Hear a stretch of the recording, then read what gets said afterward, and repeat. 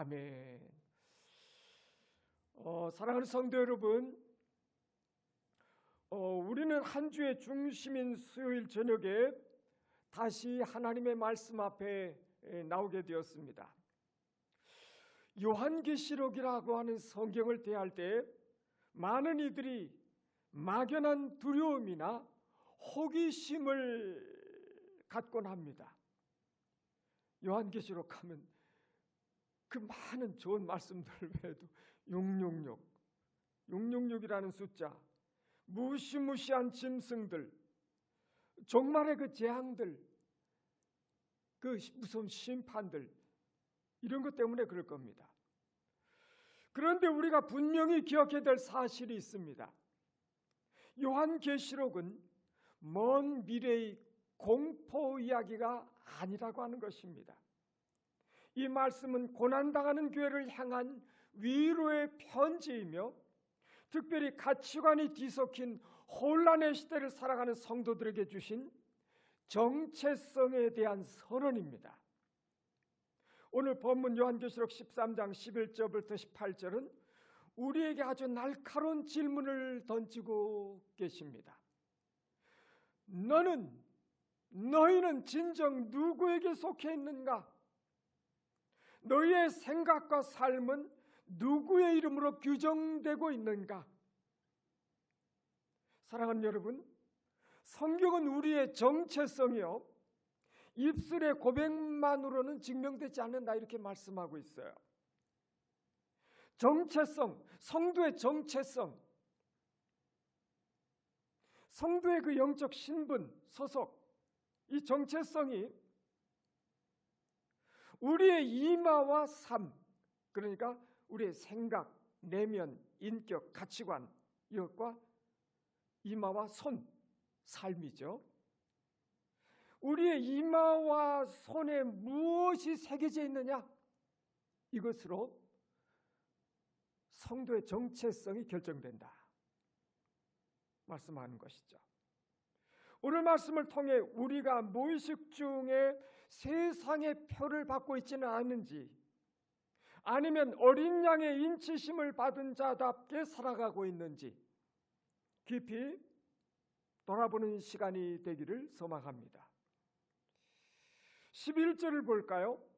내가 봄에 또 다른 짐승이 땅에서 올라오니 어린 양같이 두 뿔이 있고 용처럼 말하더라. 첫 번째 짐승은 바다에서 올라왔거든요. 이제 두 번째 짐승이 땅에서 올라오는데 하늘에서 용이 땅으로 떨어져 버렸잖아요.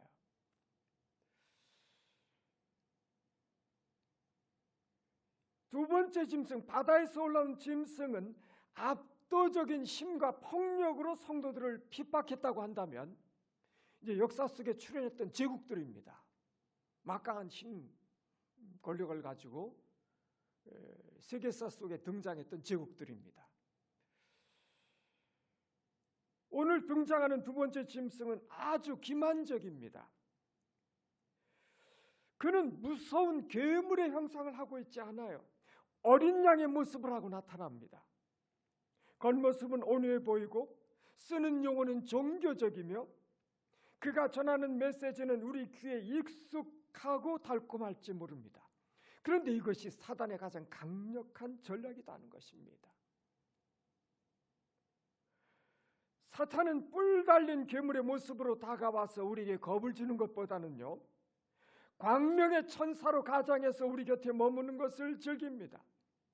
겉으로 볼 때는 기독교의 가치를 말하는 것 같고 사랑과 평화를 외치는 것 같지만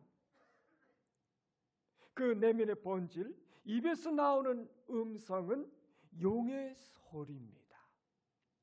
세계 가정 평화 연합 통일교 그렇게 하잖아요. 세계 가정 평화 연합 좋은 것은 신천지나 통일교나 이단들이 다 갖다가 그냥 써버리잖아요.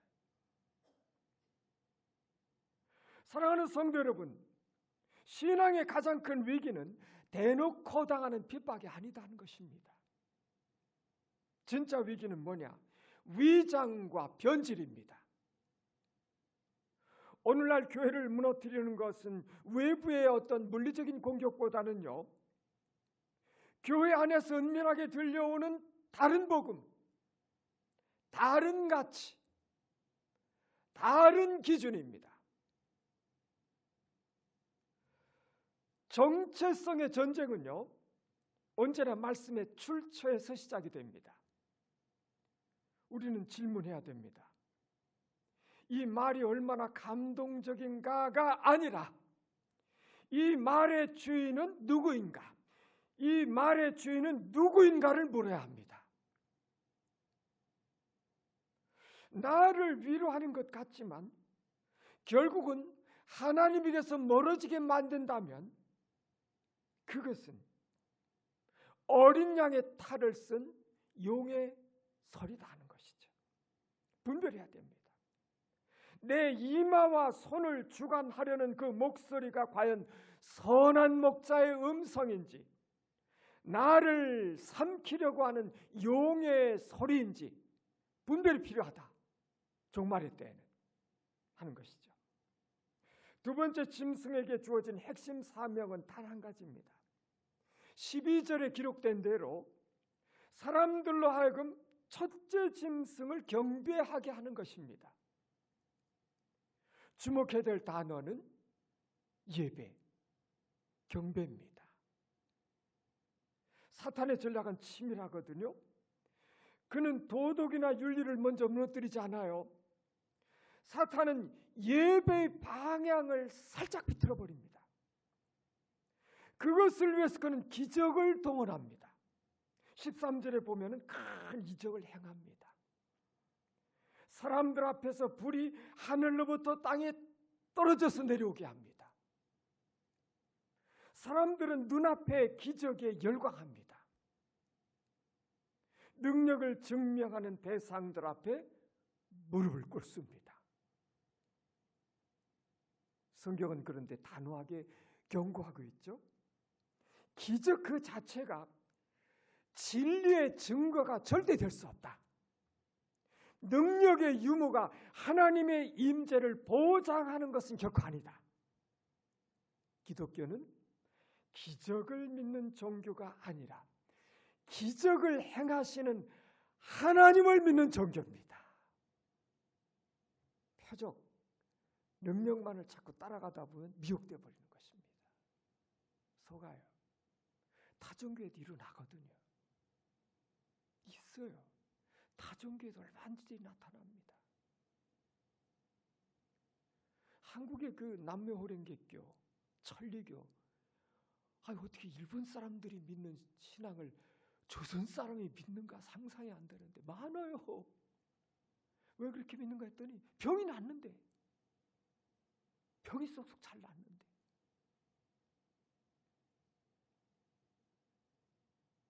병이 낫고 기적이 눈앞에 보이고 그러면 그냥 넘어가 버려요. 그냥 무릎 꿇어버리는 거예요. 만민중앙교회 이재록 마찬가지잖아요. 그 사람 기적 많이 나타났어요. 그러니까 나중에 내가 하나님이다 이러니까 그냥 그대로 ቁ복해버리잖아요.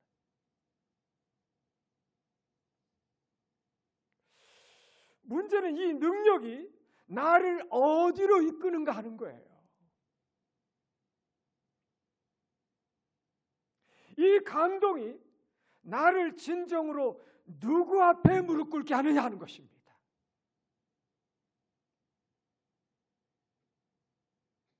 예배는 선택사항이 아닙니다.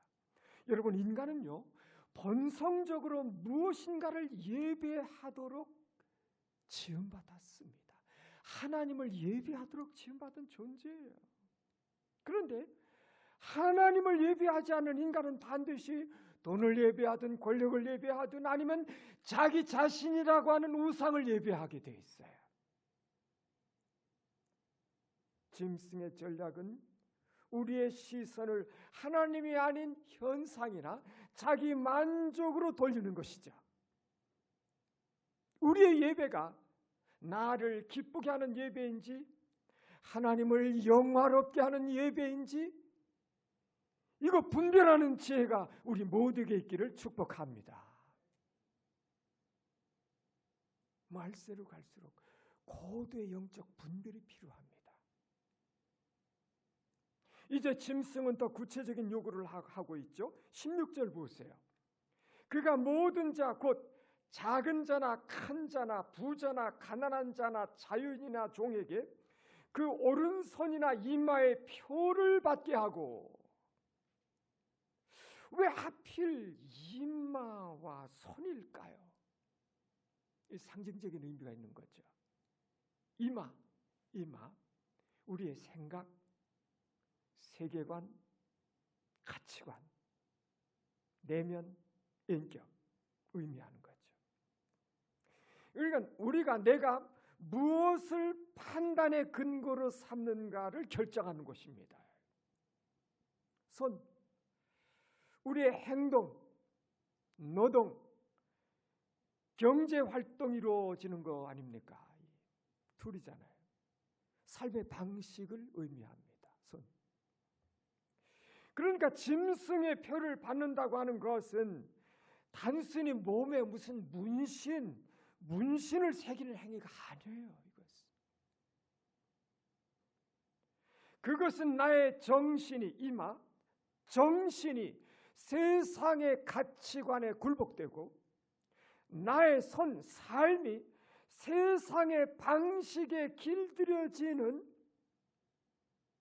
전인격적인 굴복을 뜻합니다. 더 무서운 사실은 17절에 나와요. 17절에 보면 이 표를 가진 자 외에는 매매를 못하게 하니, 이 표가 생존과 직결되어서 나타납니다. 세상은 우리에게 속삭여요. 신앙은 마음으로만 가죠.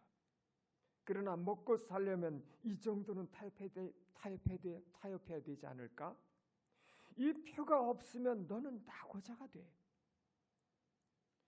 오늘날 우리도 수많은 표들을 요구받고 있습니다. 남들 다 하는 방식인데 너는 왜 그렇게 유별나게 살아? 믿음은 교회에서만 지키고 세상에서는 세상법을 따라야지. 성공하기 위해서는 정직보다는 효율이 우선이잖아. 이러한 유혹 앞에서 신앙은 더 이상 내면의 평안에 머무를 수 없게 됩니다. 신앙은 반드시 삶의 선택과 그로 인한 손해를 동반합니다. 성경은 묻습니다.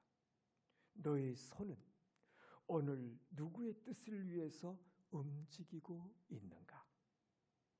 너의 생각은 누구의 이름으로 규정되고 있는가? 우리가 세상 시스템 안에서 먹고 살지만 우리의 이마와 손만큼은 결코 짐승의 소유가 되어서는 아니 되는 것입니다. 많은 사람들이 18절에 666이라는 숫자를 풀기 위해서 애를 씁니다. 지혜가 여기 있으니 총명한 자는 그 짐승의 수를 세어보라. 그것은 사람의 수니 그의 수는 666이니라. 사람들이 이거 바코드다, 메리칩이다, 뭐 특정 정치인의 이름이다 하며 계산을 하려고 듭니다. 그런데 여러분, 오늘 본문은 숫자를 맞히는 계산을 하라는 것이 아니라 그 본질을 꿰뚫는 지혜를 가지라고 말씀하고 계시는 것입니다. 성경에서 7은 완전수입니다.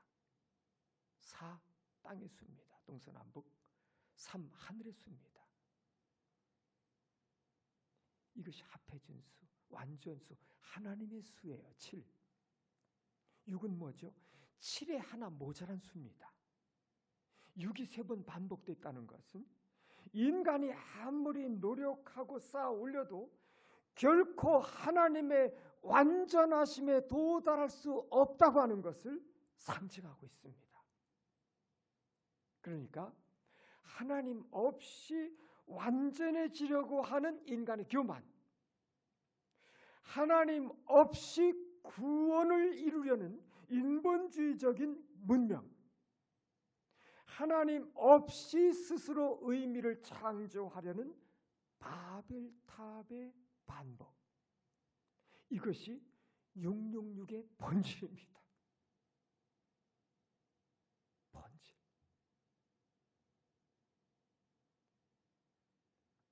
따라서 우리가 던져야 될 질문은요, 666이 구체적으로 뭐냐 이거 아니에요. 이 호기심 때문에 별게 다 동원되고 있어요. 그 대신 나는 지금 누구의 이름으로 살고 있는가를 물으셔야 됩니다. 내 삶의 기초가 나에게 있다면, 사람에게 있다면 우리는 666의 체계 속에 있는 것입니다. 그러나 내 삶의 기초가 어린 양에게 있다면, 어린 양 예수님에게 있다면 우리는 777 하나님의 완전한 통치 아래에 있는 것입니다. 666은 공포의 대상이 아니라 분별의 대상입니다.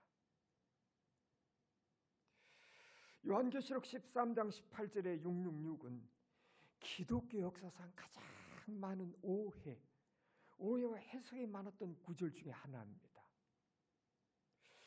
이를 단순히 미래의 어떤 특정 물건이나 인물로 제한하기보다는 성경적, 역사적 배경을 바탕으로 한 세 가지 핵심 신학적 관점으로 이 부분을 보강해 드립니다. 이제 고대 언어, 히브리어, 헬라어, 라틴어, 고대 언어는 숫자를 표기하는 별도의 기호가 없었어요. 그래서 알파벳에 고유의 숫자를 부여했습니다. 알파, 베타, 감마, 1, 2, 3 뭐 이러지. 이를 이용해서 이름의 철자를 숫자로 합산하는 방식을 뭐라고 했냐면 게마트리아라고 했어요. 게마트리아. 네로 황제 있잖아요. 기독교를 극심하게 박해했던 인물이요. 당시 성도들을 아주 잔혹하게 박해했던 인물이죠. 네로 카이사르를 히브리어 철자로 바꿔 합산하면요, 정확히 666이 돼요. 50 플러스 200 플러스 6 플러스 50 플러스 100 플러스 60 플러스 200, 666 이렇게 나오거든요. 신학적 의미입니다. 사도 요한이 숫자를 사용한 이유가 뭔가? 이게 신구약 중간기에 보면 많은 예언서, 묵시록들이 때 많이 나와요. 그때도 이제 보면 그 이스라엘 경우는 그 이민족들의 지배하에, 강대국의 지배하에 계속 있었거든요. 그리고 그 시기에 극심한 박해를 경험했어요. 그러나 그 시기에 메시지를 전달하려고 해서 암호화하는 거예요. 영적인 암호화하는 거예요. 상징, 비유. 박해자들에게서부터 메시지를 감춰서 전달하려고 하다 보니 그렇게 돼버린 거거든요. 당시에 로마 정부의 감시를 피하면서 성도들에게 교회를 핍박하는 적그리스도적 권력의 실체를 알리기 위해서 사용된 영적인 암호였습니다. 그러니까 666은 특정 시대에 하나님을 대적하고 자신을 신격화하는 제국적인 권력을 상징했어요. 그 당시 1세기 로마 제국 황제들은 자기들을 신격화했잖아요. 황제 숭배, 황제를 신으로 숭배하도록 했는데 황제를 예배하지 않고 예수가 그리스도다, 예수가 주시다 이러니까 이건 그 로마 제국에서 보면 이단들이고 역적들이죠.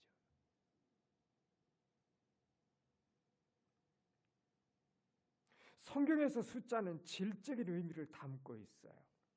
7, 세븐은 하나님의 창조와 안식을 의미하는 완전수입니다. 일곱째 날에 안식하니라. 777 대 666. 7은 하나님의 완전함을 상징한다고 그랬죠. 6은 한 자리 숫자가 부족해요. 하나가 모자란 부족함, 실패를 상징했어요.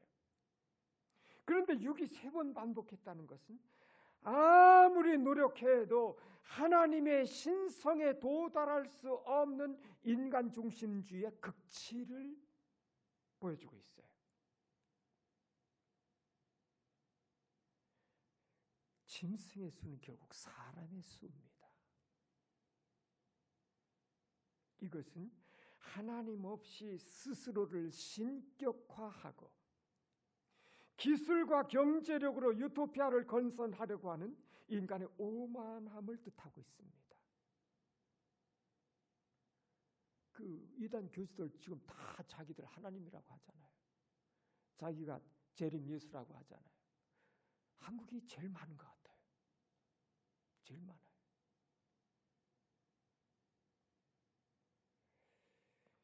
결국 666은 하나님이 없는 인간의 전 역사를 상징하는 숫자예요. 요한계시록의 저자 요한은 구약 성경의 이미지를 자주 인용합니다. 구약에서 666이라는 숫자가 명확히 등장하는 곳이 있거든요. 열왕기상 10장 14절에 보면 솔로몬의 세입금의 무게가 금 666달란트요 이런 부분이 있어요. 신학적인 의미로 보면 솔로몬은 열왕기상 10장 14절에 솔로몬의 세입금의 무게가 금 666달란트예요. 구약에서 나오는 숫자입니다. 신학적 의미로 보면 솔로몬은 제왕이었어요. 그 즉위 초기에는 하나님을 경외한, 하나님 앞에 자신이 아이와 같다고 자신의 부족함을 인정하고 하나님 앞에 나가 무릎 꿇었던 사람이에요. 전무후무한 지혜를 얻었어요. 하나님의 축복을 받은 사람이었어요. 그런데 하나님의 축복을 받고 후기에 타락해버린 사람이잖아요. 말년에 매년 666달란트의 금을 거두어 들이며 병거를 쌓고 이방의 공주들을 가까이하며 타락했거든요. 그러니까 여기서 666은 단순한 숫자가 아니라 하나님을 의지하기보다는 돈과 군사력, 경제와 무력을 더 의지하게 만드는 세상을 상징하고 있습니다. 그러니까 짐승의 표가 매매 경제활동과 직결되어서 나타나잖아요. 사탄은 물질적인 풍요를 믿기로 해서 성도들의 신앙을 타협하게 만든다는 사실을 강력하게 시사하고 있는 것입니다. 사랑하는 성도 여러분, 666은 우리가 계산기로 풀어야 할 수학 문제가 아닙니다. 그것은 하나님 없이도 살 수 있다고 믿게 만드는 세상의 모든 거대한 체계를 말하고 있어요. 네로 황제처럼 폭력으로 굴복시키거나 솔로몬의 금처럼 풍요로 유혹해서 우리의 이마와 손을 장악하려고 하는 시도입니다.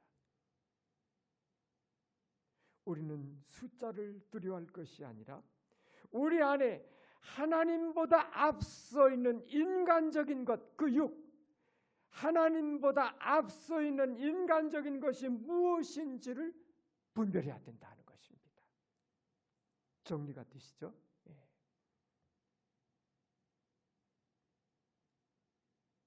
말씀을 맺습니다. 요한계시록은 우리에게 두려움을 주는 책이 아니라 우리의 소속을 확인시켜주는 책입니다. 우리는 짐승의 표를 받을까 봐 전전긍긍하며 살아갈 존재가 아니에요.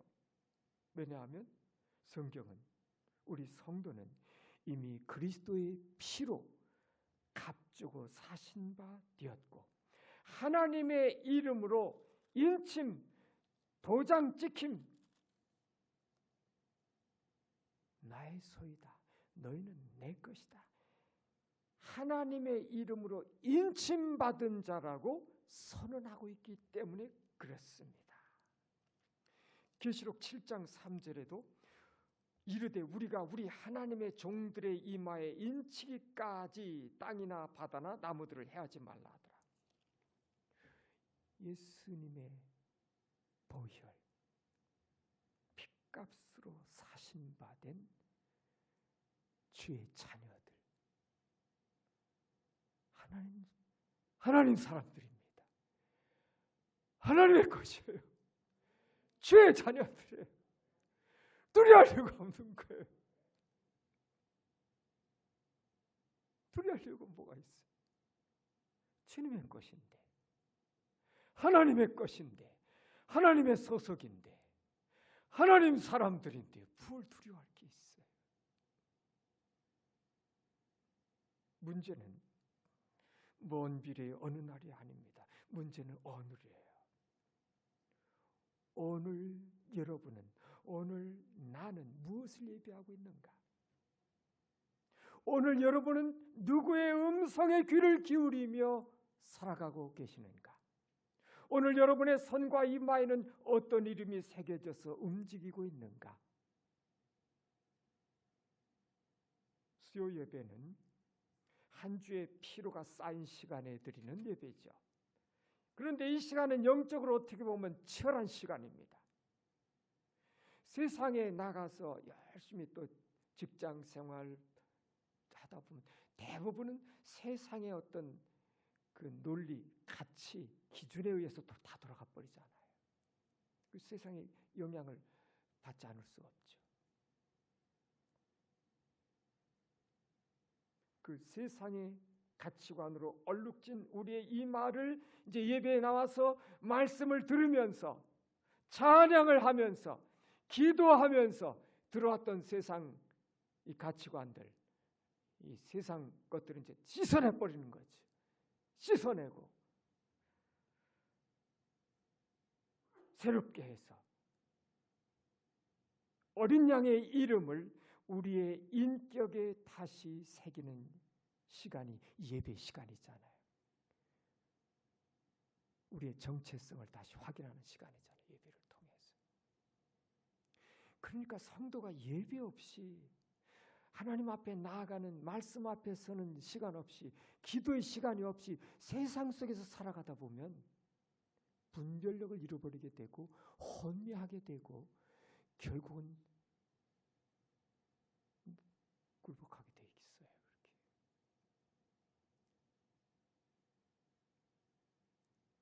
다시 고백했으면 좋겠습니다. 주님, 짐승의 표, 세상의 가치관이 저를 주관하지 않게 하옵소서. 오직 어린 양의 이름만이 저의 생각을 다스리시고 저의 손을 통해 하나님의 공의가 나타나게 하옵소서. 제가 누구에게 속했는지를 삶으로 증명하게 하소서. 이 한 주 동안 여러분의 이마에 새겨진 하나님의 자녀라고 하는 그 권세와 여러분의 손에 들린 복음의 능력을 믿으시고 당당히 승리하시기를 주님의 이름으로 축복합니다. 기도하겠습니다. 하나님 아버지, 오늘 말씀을 통해 우리 자신을 돌아보게 하시니 감사합니다. 겉으로는 어린 양의 모습을 하고 있으나 속은 용의 음성을 내는 세상의 유혹 앞에서 우리가 영적으로 항상 깨어있게 하옵소서. 우리의 이마에 세상의 가치관이 아닌 하나님의 말씀이 새겨지게 하옵소서. 우리의 손이 세상의 이익이 아닌 주님의 뜻을 행하는 도구가 되게 하여 주옵소서. 먹고 사는 문제 때문에 신앙을 타협하지 않게 하옵시고 이미 우리를 인치신 하나님의 사랑 안에서 참된 자유를 누리게 하옵소서. 예수 그리스도의 이름으로 기도합니다. 아멘.